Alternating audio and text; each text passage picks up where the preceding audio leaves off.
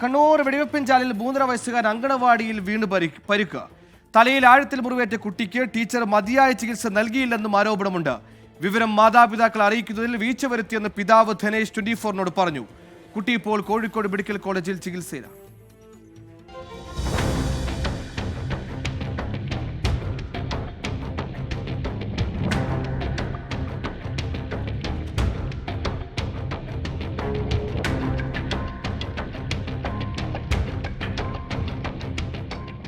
ധനേഷിന്റെ 3.5 വയസ്സുകാരനായ മകനാണ് ഇന്നലെ ദുരനുഭവമുണ്ടായത്. നമ്മൾ വിളിച്ചു പറഞ്ഞാൽ നമ്മൾ അവിടെ ചെന്നിട്ട് നമ്മൾ കുട്ടീനെ കൊണ്ട് മുറിവ് നോക്കിയിട്ട് നമ്മൾ അപ്പം തന്നെ ഹോസ്പിറ്റലിൽ കൊണ്ടുപോകും. അല്ലെങ്കിൽ ഇവർ കാര്യം ചെയ്യണം, ഇവർ ഹോസ്പിറ്റലിൽ കൊണ്ടുപോയിട്ട് നമ്മൾ വിളിച്ച് പറയാം.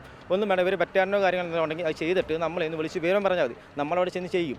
ഇവർ നമ്മുടെ ഒരു വായ്ക്ക് പോലും പറയാതെ അവിടെ ചെന്നപ്പോൾ ഇവർ പറയാണ് കുട്ടി ചെറുതായിട്ട് വീണിട്ടുണ്ട്, നമ്മൾ മരുന്ന് വെച്ചിട്ട് പേടിക്കാനൊന്നുമില്ല. പരുക്കു പറ്റിയ വിവരം മാതാപിതാക്കളെ കൃത്യസമയത്ത് അറിയിച്ചില്ലെന്നും മതിയായ ചികിത്സ നൽകിയില്ലെന്നുമാണ് ആരോപണം. പരിയാരം മെഡിക്കൽ കോളേജിൽ എത്തിച്ചപ്പോഴാണ് ആന്തരിക രക്തസ്രാവമുണ്ടെന്ന് അറിയുന്നത്. തുടർന്ന് കുട്ടിയെ കോഴിക്കോട് മെഡിക്കൽ കോളേജിലേക്ക് മാറ്റി. Pariyaram medical college CT scan report നോക്കിയപ്പോൾ അവർ പറഞ്ഞത് കുട്ടിക്ക് ഇന്റർനൽ ബ്ലീഡിംഗ് ആയിട്ടുണ്ട് ഉള്ളിലേക്ക്. നമുക്കൊന്നും ചെയ്യാൻ പറ്റും, നിങ്ങൾ നേരെ ഈ കോഴിക്കോട് മെഡിക്കൽ കോളേജിൽ വരണമെന്ന് പറഞ്ഞു. കോഴിക്കോട് മെഡിക്കൽ കോളേജിൽ അവിടെ നിന്ന് രാത്രി 2 മണിക്ക് അവർ തന്നെ ആംബുലൻസ് അറേഞ്ച് ചെയ്ത് 108 നമ്മൾ കയറ്റി ഇവിടെ കൊണ്ടുവന്നു. ഇവിടെ കൊണ്ടുവന്നപ്പം നമ്മൾ റിപ്പോർട്ടും കാര്യങ്ങളും രാവിലെ ആയപ്പം ബ്ലഡും കാരണം റിപ്പോർട്ട് കൊടുത്തിട്ടുണ്ട്.